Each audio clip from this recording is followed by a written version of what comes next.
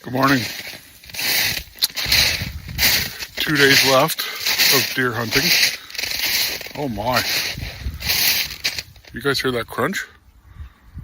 I'm sure the deer could hear that crunch too. Super cold this morning. Minus 10 with the wind chill, which the wind speeds is 8. So yeah. What do you guys think is louder? The snow crunch or Chris slamming doors, scaring deer? Ha! If you open the door and that, like this, way too loud. As you can see, the deer run off. So try not to do that.